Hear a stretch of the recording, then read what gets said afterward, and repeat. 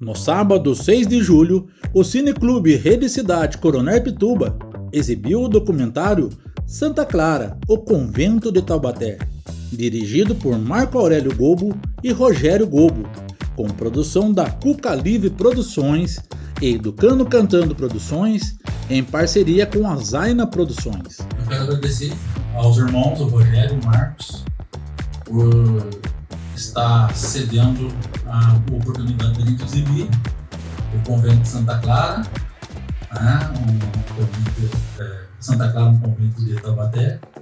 Foi premiado em 2022? Eu acho que sim. E tem a participação do Carlos Gouveia, do Zacarias também como depoentes.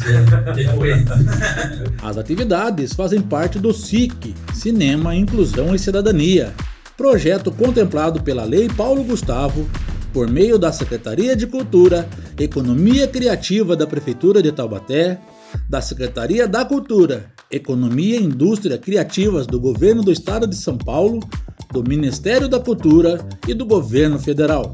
O documentário conta um pouco da história, desde o início da construção do convento e a sua passagem ao longo dos tempos até os dias atuais, além da comparação e semelhança com os templos das cidades de Assis, na Itália, e de Taubaté. O Convento de Santa Clara é um patrimônio oriundo das origens do município. São 350 anos de história da edificação, 132 anos da presença dos capuchinhos em Taubaté e mais de 50 anos da tradicional trezena de Santo Antônio. Eu quero agradecer a presença de vocês, aqui no nosso clube, dentro do projeto. E eu vou fazer a provocação pro diretor primeiro. Não, por favor, comece com eles. Não, eu falei para você. Não, eu falo muito. A partir da linha de raciocínio. A partir da linha de raciocínio. Você pegou, dimensionou, e achou essa coincidência. Mas como que foi achar essa coincidência entre os templos de Taubaté e de Assis? Foi pesquisa, foi de visita, foi de alguém contar um caos, porque isso é importante pra gente, principalmente que produz, que faz cinema, essas coisas, porque às vezes um papel que a gente acha na rua pode ser um ponto de partida. Então eu gostaria de ter essa, eu acho que o pessoal também, qual foi esse ponto de partida mesmo para você conseguir identificar essa coincidência entre as duas cidades. E aí depois o bate-papo está com vocês.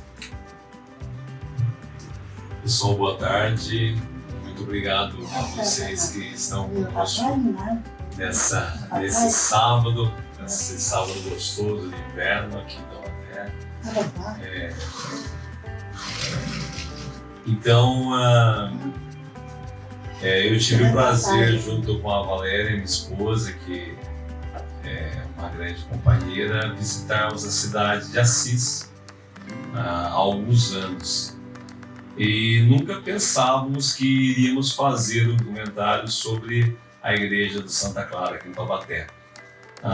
Durante a pandemia, nós fizemos um trabalho chamado Mazzaropi Convidados, onde fizemos músicas autorais falando da nossa cidade, da Breganha, da estação ferroviária, do próprio Mazzaropi, de algumas personalidades que nasceram ou passaram por aqui, e também sobre o Rosário, sobre o Pilar e São Francisco, chegando até a igreja de Santa Clara.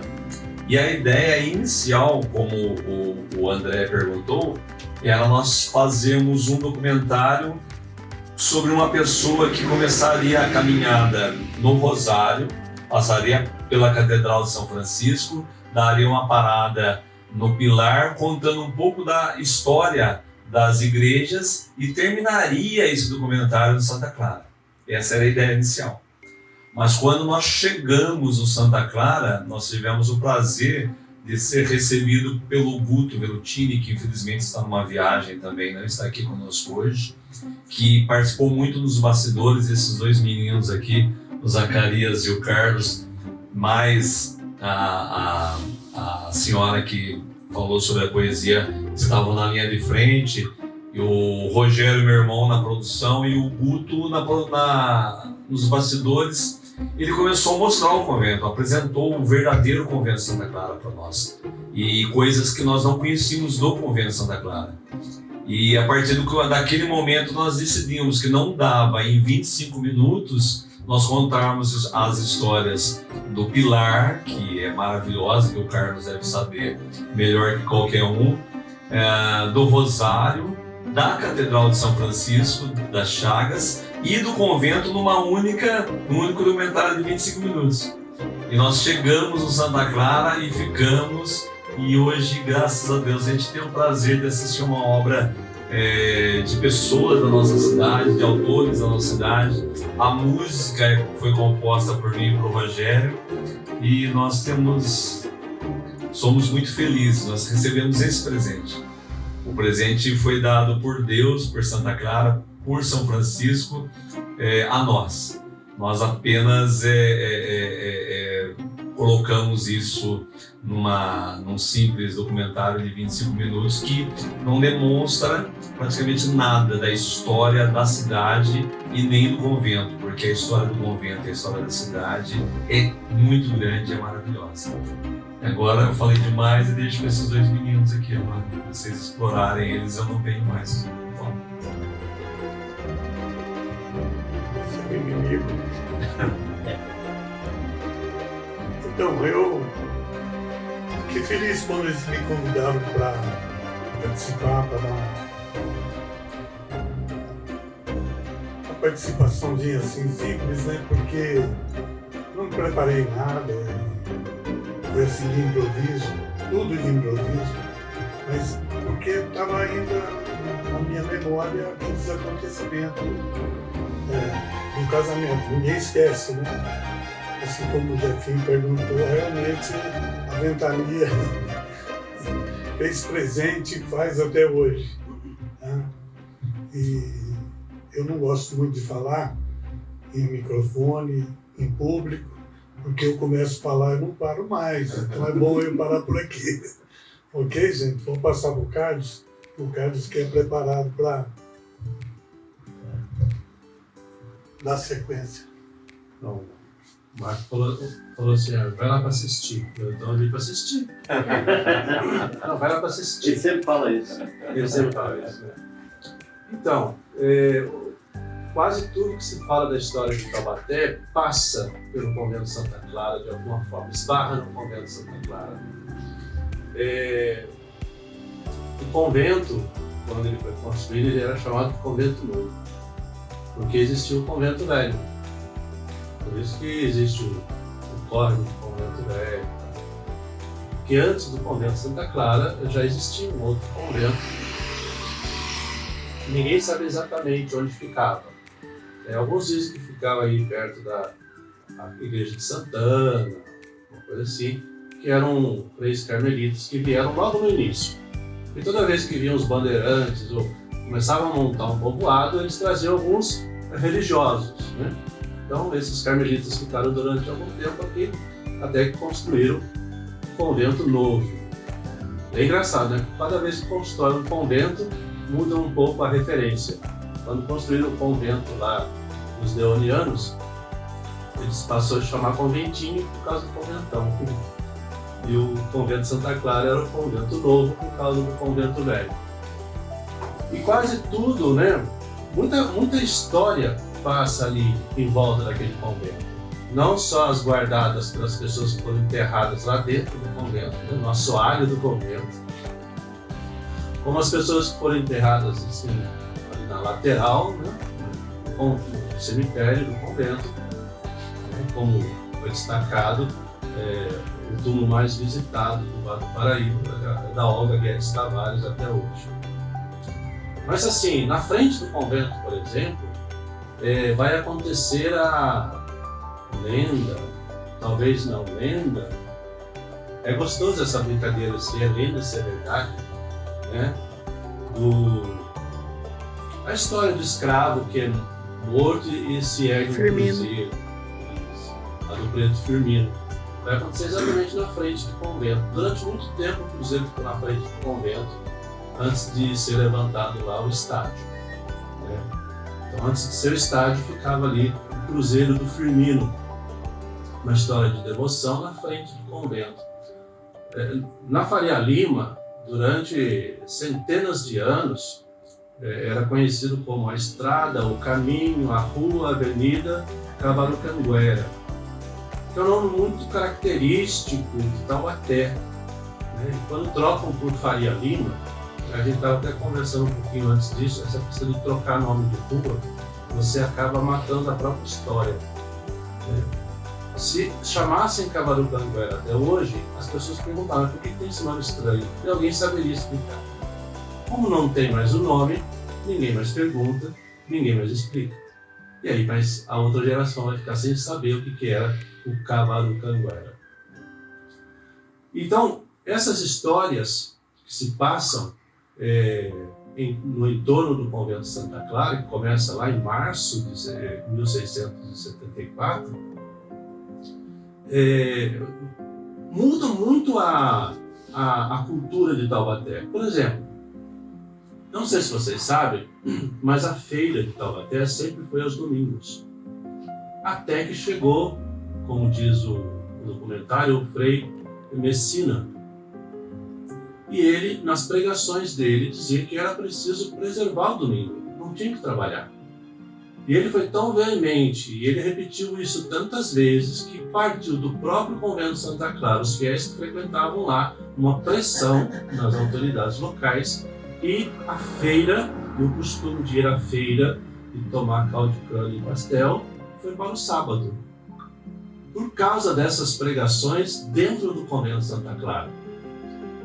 É claro que acharam um jeito que depois da missa, lá na catedral, começaram a trocar relógio e virou feira da Breganha, e depois também teve que sair da frente da catedral. Mas essas histórias nascem dentro das igrejas, é bem interessante isso. E, enfim, são tantas histórias ligadas ao convento de Santa Clara, a própria história das figureiras, né? Ali na Imaculada é a Rua de Tapecerica, sempre foi Rua de Tapecerica, inteirinho, até que se constrói a primeira capela da Imaculada por conta da imagem encontrada quebrada lá dentro do convento de Santa Clara. Então, é tanta coisa que a história de Taubaté conta a partir do convento de Santa Clara, né, que realmente dá vários documentários. Você pode fazer o convento de Santa Clara 2, o convento de Santa Clara 3, né? Vamos fazendo novas edições aí, porque tem muita história para contar. Zacarias é o maior compositor mineiro do Brasil. Uai. Esse cara tem músicas maravilhosas. O pessoal lá aqui das TV Cidade já fez vários, né, entrevistas com o Zacarias. E é uma pessoa que nos acompanha há mais de 34 anos. Participamos de vários festivais juntos, no Teatro São João, no falecido Teatro São João, né? Sim. O Festival Anacleto Rosa Júnior. O Carlos é um historiador, tem vários adjetivos ao Carlos, mas é um grande historiador, escritor. Tem um livro maravilhoso chamado As Histórias que Dona Benta Não Contou. Leiam, que são contos curtos e maravilhosos, não é isso, Carlos? Maravilhosos. E... Fora que a gente já se enfrentou em festivais. Não lembro disso, graças a Deus. Festival da Viola, Festival do Carnavalesco. Não lembro. Ele apagou. A gente já se enfrentou bastante. Não lembro. Mas ele sempre ganhou. Não lembro, é verdade. Mas é uma coisa que eu comecei a falar e mudei de assunto, que quando nós visitamos Assis, quando nós começamos a fazer o documentário e pela historiadora, outra colaboradora que gravou as imagens no Rio de Janeiro, isso é uma coisa de bastidores, ela diz que um historiador, um desenhista, se não me engano, austríaco, Max Pix. austríaco, isso, ele desenhou a catedral, a visão da cidade do convento de Santa Clara. Então, hoje não é possível mais, mas naquela época você via que uma igreja estava de frente com a outra. E Assis também, você não consegue ver a igreja, mas é praticamente uma rua só. Você sai da Catedral de São Francisco, numa ladeira você chega até a Basílica de Santa Clara. Então essa foi a nossa coincidência e partimos dessa brincadeira. Que a Valéria... Isso não é verdade até hoje. Mas é mais ou menos isso, gente. Estamos à disposição se alguém tiver alguma pergunta. Eu trabalho com crianças, se eu não souber, eu invento na hora. Eu acho que é legal a gente destacar também a questão do Convento de Santa Clara internizado no cinema brasileiro, né? Porque também foi palco, foi cenário para filme de Mazzaropi. É verdade. Né? Vocês que trabalham, que tem um trabalho voltado a Mazzaropi, como o Carlos falou, né? A vida em torno do convento, né? O Mazzaropi conseguiu sintetizar ali essa vida em torno do convento, né? Sim. E quando a gente assiste no Meu Japão Brasileiro, né? Meu Japão Brasileiro. A cena da escadaria, a gente remete lá na escadaria de Odessa. Tem uma Lá no curiosidade. primeiro cinema. Então pra você ver como essa... E tem uma curiosidade do documentário, que esse menino aqui, ele não sabia que o Rogério estava gravando o depoimento dele. Aquela tranquilidade, aquele jeito de falar. Isso foi bom. Tranquila. Isso foi bom. Conta como foi. Então ele me convidou e eu cheguei e tal, ele preparando os instrumentos, os aparelhos, e ajustando dali, daqui, né? Eu pensei que ele estava acertando a altura, aquelas coisas, né? De repente falou tudo bem. E eu aproveitei o tempo e fui contando mais ou menos.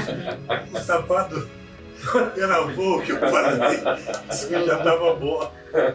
Imagine se eu falasse depois. Em defesa dele, eu digo que isso é uma tática que todo mundo usa, tá? A gente grava o antes, durante e depois escolhe o que ficou melhor. Sim. E geralmente é o antes. Já usaram isso comigo na Vila do Paraíba. Não. Quem será, não? Não é pra mim. Mas lá, ele era o... Qual o nome dele?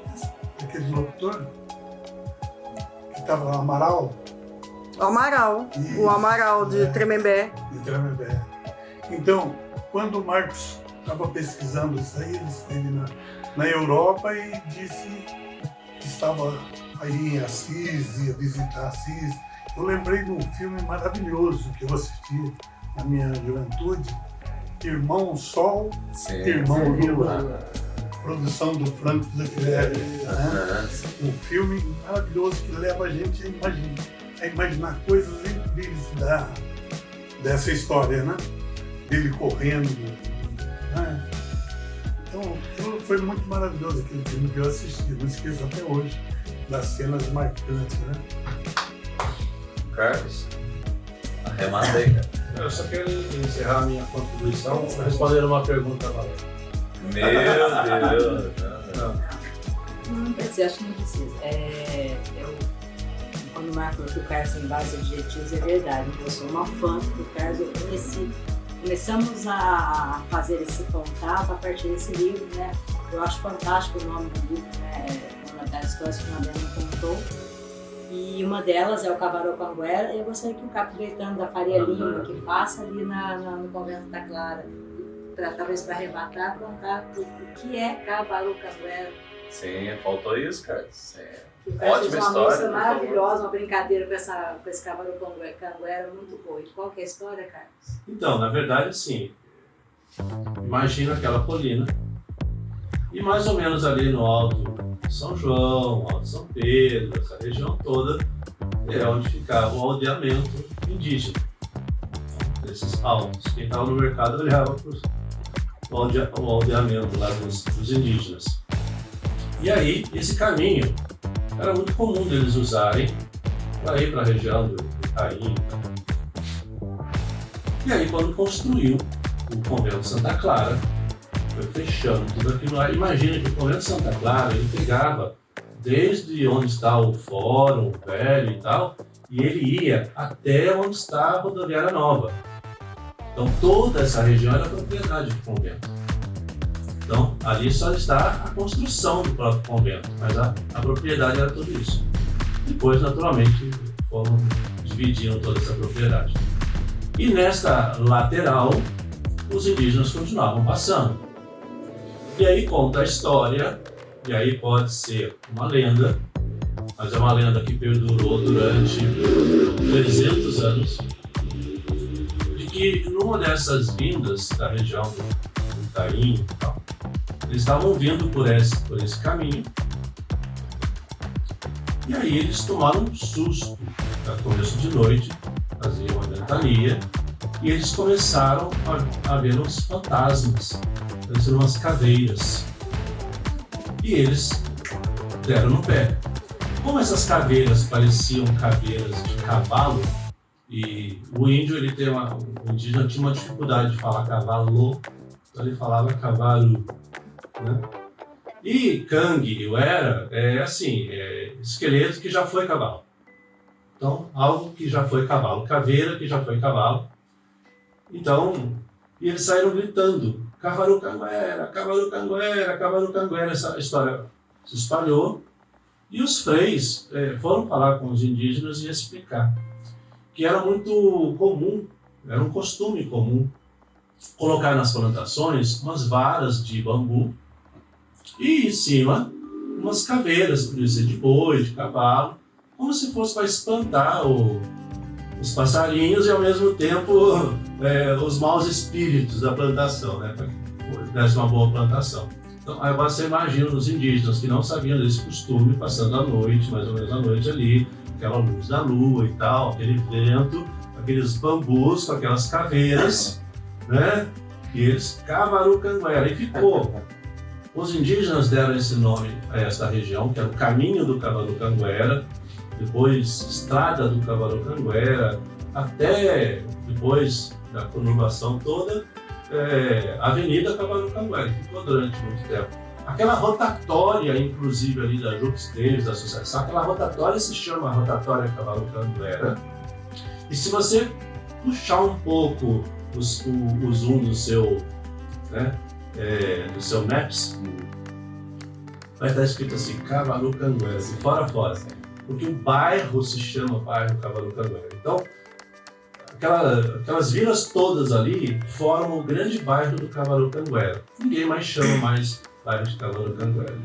Por isso que quando a gente vai nas escolas para contar essa história, para rememorar, a gente canta aquela musiquinha. Cavaru Canguera, o que era? Caveira de cavalo, o que era? E aí a criançada aprende e vai passando por frente. A amiga era muito boa. Eu queria contribuir com... Ah, o Ronaldo. Ronaldo, vamos lá, Ronaldo. É o contrário do spoiler, né? O spoiler é que você conta o final antes do filme, né? Sim. E eu, conversando com o Marco, falei, vou fazer o possível para estar lá às 14 horas e acabei chegando um pouco tarde.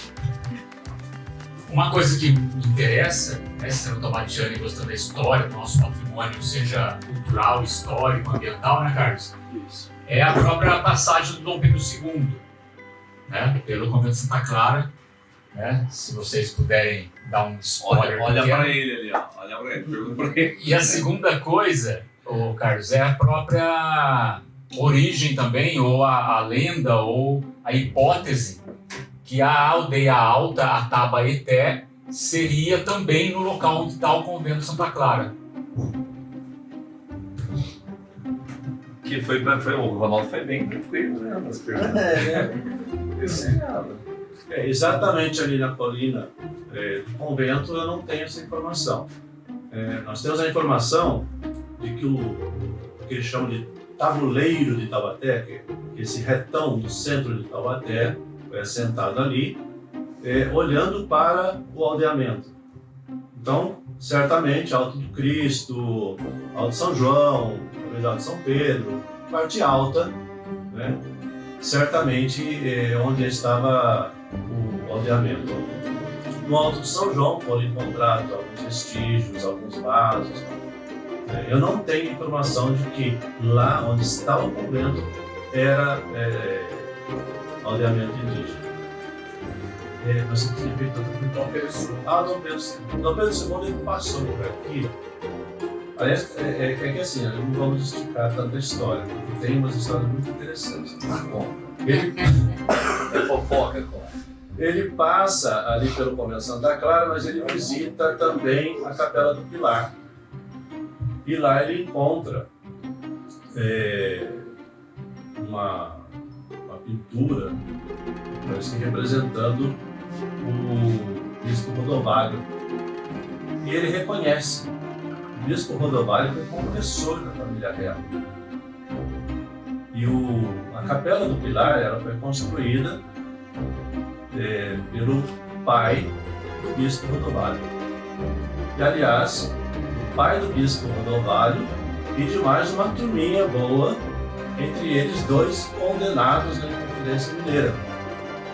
E dizem que o Tiradentes foi para a forca sem esses 2 juntos, porque esses 2 eles eram irmãos do bispo Rodovalho, que era confessor da família real. Ele deve ter falado alguma coisa assim, segredo de confissão é até a segunda fase. Bom, enfim, mas ele provavelmente teve alguma influência para que os irmãos... Um deles era padre, inclusive. Sim, eu não consigo guardar os nomes deles, mas tinha o padre, que era inclusive considerado um dos líderes intelectuais, era inclusive o mais rico dos confidentes ali, e ele é condenado também junto com Tiradentes e junto com outro irmão que era sargento mor. Só que os 2 escapam, eles são expulsos do Brasil, mas escapam da forca. Aí só o Tiradentes é enforcado. Mas quando sai a derrama, quando sai a sentença de todo mundo, 3 estavam indicados para a forca. E 2 eram tabatianos, filhos do construtor da Capela do Pilar, e o bispo Rodovalho, ele foi aluno do Convento Santa Clara. E inclusive foi considerado um dos maiores oradores franciscanos da sua época. Eu sabia de tudo isso, viu? Mas eu deixei o Carlos. Então, o Dom Pedro passou também numa visita. Passou pelo centro de Taubaté, passou pelo convento, passou pela Capela do Pilar, já de trem, nessa estação. Obrigado. Eu queria fazer uma contribuição sobre uma outra história também que parte do Convento de Santa Clara, né? Nós falamos aqui, deixa eu ficar de frente para as pessoas. Nossa, fica no cantinho aqui. Nós falamos do Frei Caetano de Messina. O Frei Caetano, quando veio para cá, né, ele era missionário, ele estava em Caçapava, veio de Caçapava para cá e ficou, era um Frei Coutinho, ficou hospedado ali. E Dom Pereira foi, que na época era padre, né, ficou à disposição dele. E foram poucos dias, né, foram 42 dias da passagem do Frei Caetano, mas que revolucionou, né, a história de Taubaté de várias formas. Né? O Carlos falou um pouco sobre isso, sobre a mudança da quitanda, que antes o mercado chamava quitanda, né, para, né, de domingo para sábado, depois essa domingo. Mas tem uma coisa interessante que são as cruzes do Frei Caetano de Messina. Nesse momento, né, nessa vinda dele, era o momento da varíola, era o momento da bexiga preta, né, era o momento de epidemia. E ele, óbvio, que orava, a fé salvaria as pessoas e tal, né, tem toda essa questão. E ele também acreditava nas seitas que eram contra, né, a moral, os bons costumes, e que talvez, né, existia naquela época, né, uma prática de se associarem a castigos, e que talvez, né, a epidemia pudesse ser castigo pela dominação da maçonaria. Isso está na história de Frei Caetano de Messina, que a gente tem a oportunidade de estudar. Então, ele veio com a missão de proteger a cidade.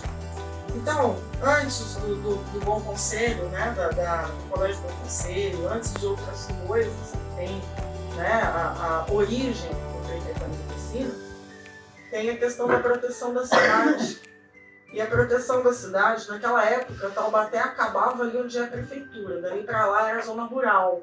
O núcleo de Taubaté acabava ali onde é a prefeitura. Da mesma forma que acabava ali onde é a Monção, ali do lado da Bandeirante Energia, e acabava aqui no Alto do São Pedro.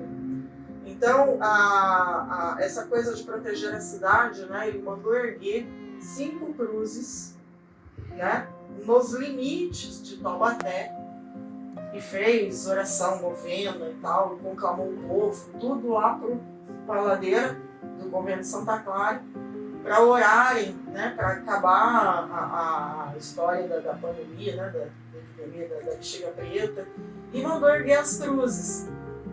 Algumas dessas cruzes não estão mais em Taubaté, mas ainda tem cruzes que não são as originais, porque as originais eram de madeira.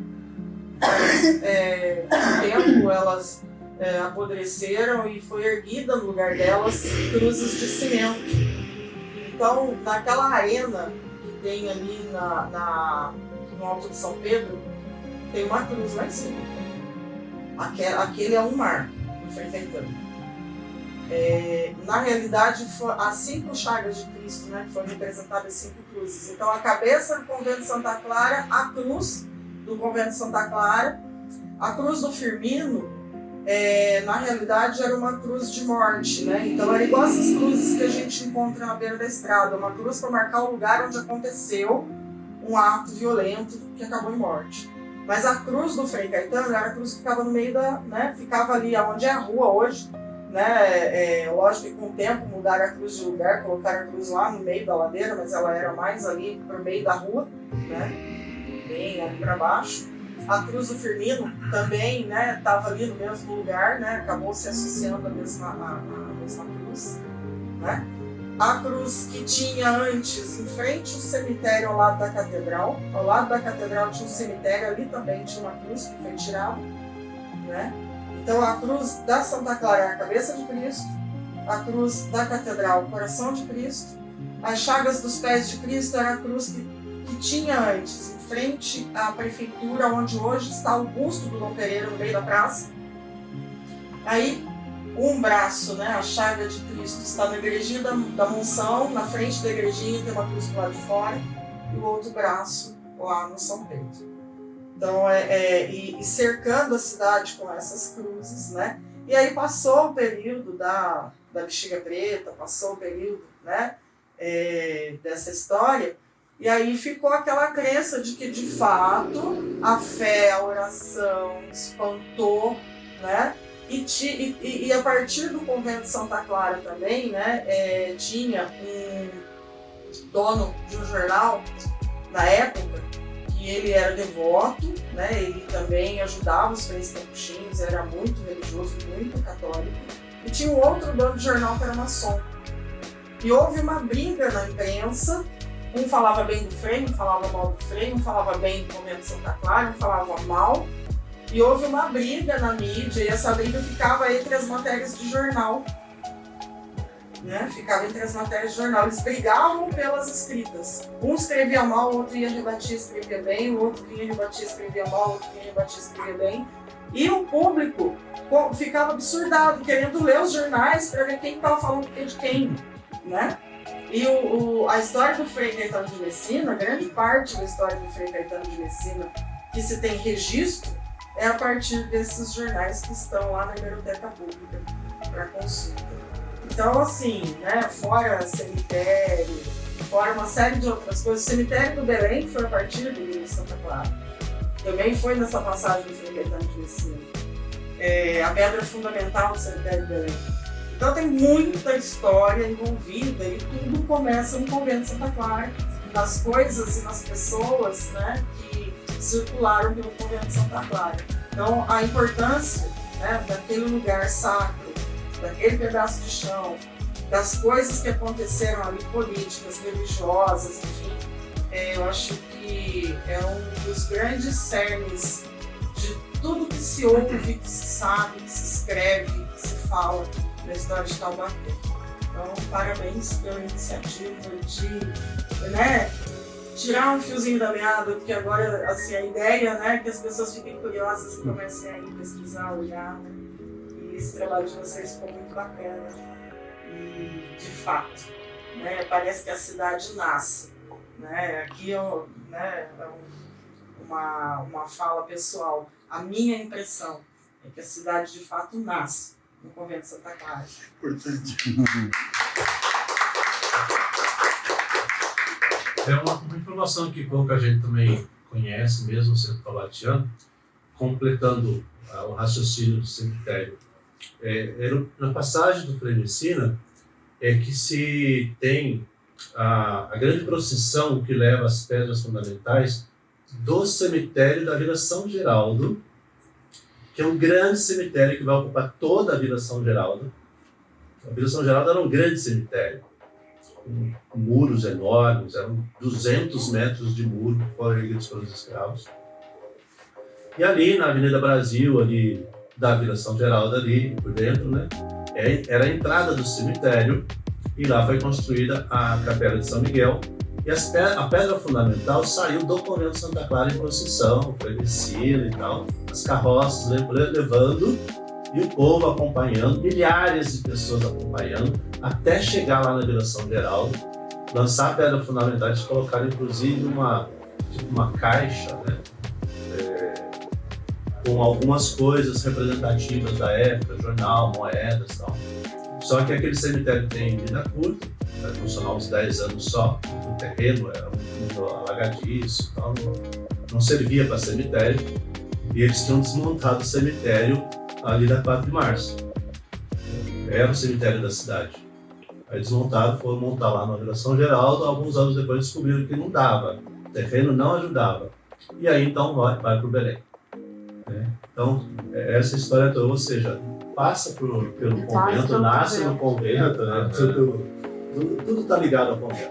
Eu acho que é interessante também a gente raciocinar que o Frei Caetano de Messinas conseguia reunir 6 mil pessoas na colina ali, cara. A gente se imagina 6 mil pessoas na frente daquele lugar ali. Imagina-se que era a população toda da cidade. Imagina-se que a missa não era dentro da igreja. Não era. O SIC tem produção da Rede Cidade de Comunicação e Cidadania, a TV Cidade Taubaté, com coprodução do Coletivo de Cinema da Cidade, Alfa Produções, Quilometrarte, Felício Neto, Caipira Filmes e Escola de Mídia Comunitária. Para outras informações sobre o projeto, acesse @TV Cidade Oficial, @TV Cidade Taubaté, @TV Cidade Taubaté RC e @Coletivo de Cinema da Cidade.